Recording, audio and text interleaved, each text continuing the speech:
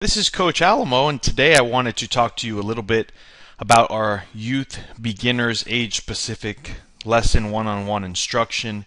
And this is pertinent information to anyone who has a child who is starting to play the game of baseball or softball, and they're starting to practice and want to learn, and that is the stage that we take them over in this beginner section.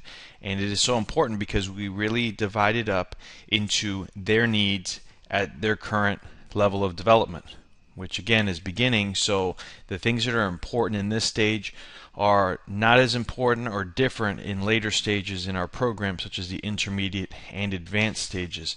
So we're going to go through here, and if your child is just starting to play or they've never played a day in their life before, this is exactly the kind of training that your child needs. One of the biggest features is confidence builders and confidence in general, and there's a couple important features at the beginner stage, but really being able to have your player understand exactly what's going on in the games and in practice, where they need to be, making sure they're prepared. And an analogy I like to use is a big test that your child may have, and you study with them, you help them learn, they're understanding what's required of them for the testing, and they practice a couple tests, and they take practice tests, and then the test day comes, and usually a sense of calm will come over the test taker because they've been prepared, they know what they're getting into, and that's exactly what we want to provide for the player. And they will always play a lot better when they're more confident.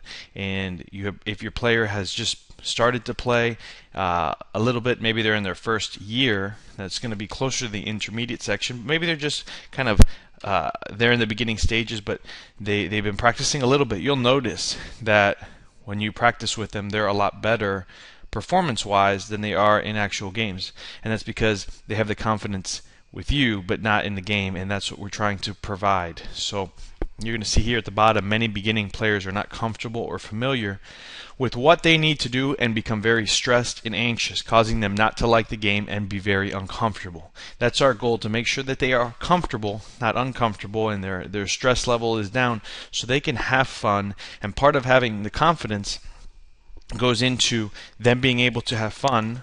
And the next slide is make friends.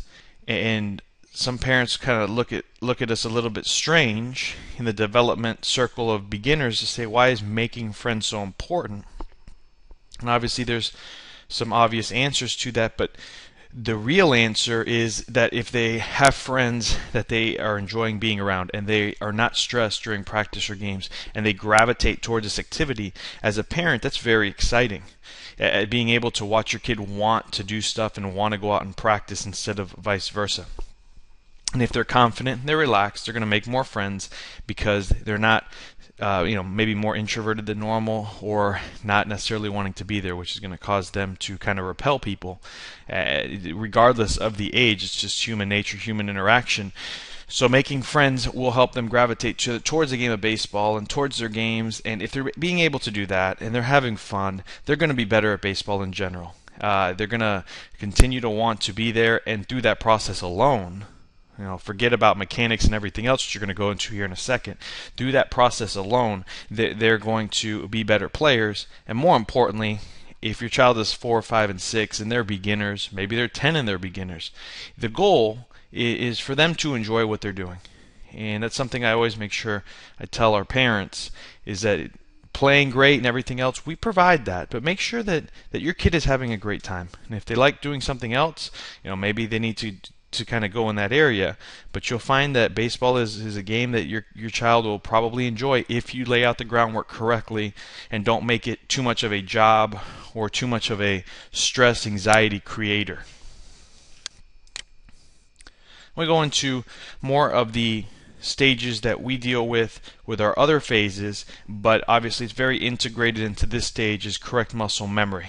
That's going to be very important, because whatever your player learns at the beginning is what we're going to be able to take and either develop further or have to go and redo and unteach them things. And that's sometimes it sets us back. We get players that they've been practicing or kind of on their own, or they've been doing some things, and it takes us time just to undo what they've been taught.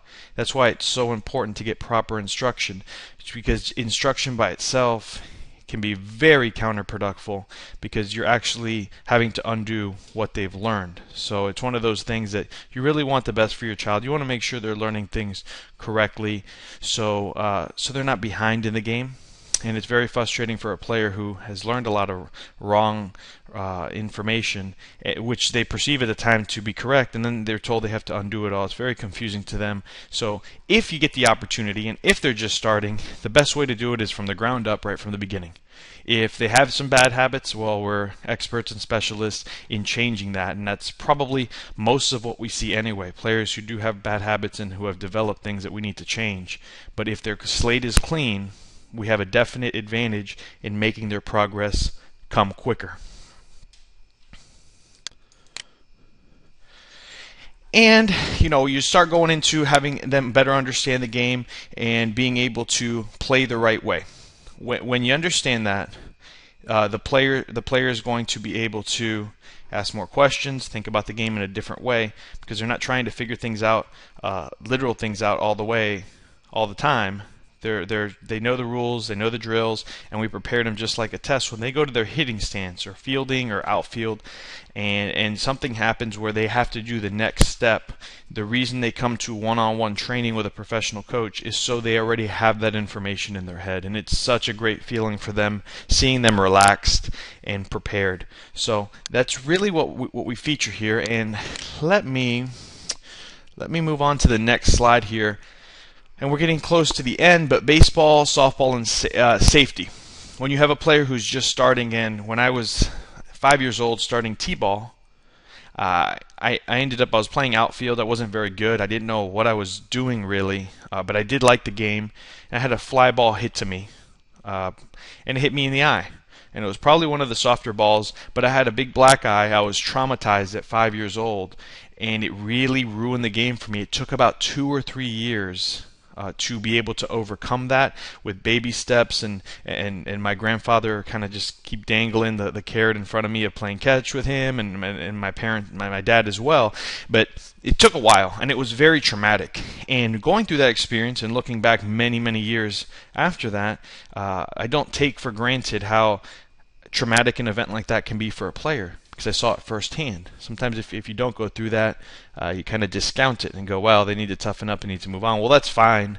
And the reality is, yes, that's not a bad approach in most cases. But when that happens, if they stop loving the game, it's very hard to change that. So what we try to do is, again, make sure they know the proper techniques of catching and throwing, so they don't have an arm injury. So every time they're throwing a ball, it doesn't feel like their arm is going to fall off and it's painful, which obviously they're not going to want to go back to that pain again, so they're not going to want to play baseball or playing catch.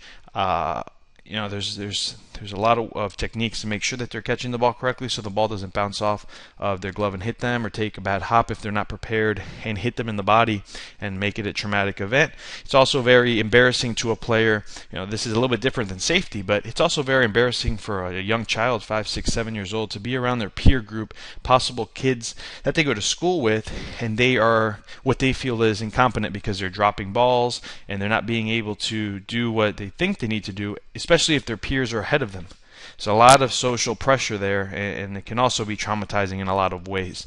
So that's the other thing that we prepare them with. Their arm is going to have the correct throwing, so when they continue to move up our ladder, they're going to be healthy. Their arm will never hurt for the most part, and they've learned how to catch and throw the ball correctly. We like to talk a lot about how our program is from A to Z, teaching children about life. And although that sounds very cliche, it is very important that you walk in, you watch our coaches who have had a lot of success in the levels most of these players want to play, which is college and professional levels, and they're dressed in a full uniform, a matching full uniform, which is our dress code, and they go about things in a certain professional way. And they are modeling what they would like these players to one day be, and it's very important that they have strong, positive models. And little things are very important. Learning how to take instruction from a coach, and learning a coach's personality, and having to understand and communicate with that coach. It's very important. Through our home drills that we encourage players to do, they're going to develop a strong work ethic. And it's baseball. So when you send them home with baseball homework, it's a little bit different. And when they come back and they work on it, our coaches praise them. So they're learning that they get positive feedback for doing that. And they also learn when they're practicing or playing in a game that work ethic pays off. And that really does show up when they start to correlate that with academics and being a good person in general, and being a hard worker. Another important, especially one of the most important aspects for our beginners, is the no group distractions in our facility. It's one-on-one, and we've said that plenty. But if you can close your eyes and envision your 5-year-old who's just starting to play, or your 10-year-old who's just starting to play, there's a high level of concentration that they need to have to be able to learn what we're trying to convey to them, and then picture a transparent cage 5 feet away and 25 players running around, goofing around, hitting balls, a very loud environment. And that is the exact opposite of what we provide. That makes it very difficult to learn. And for every distraction, you learn in psychology and some different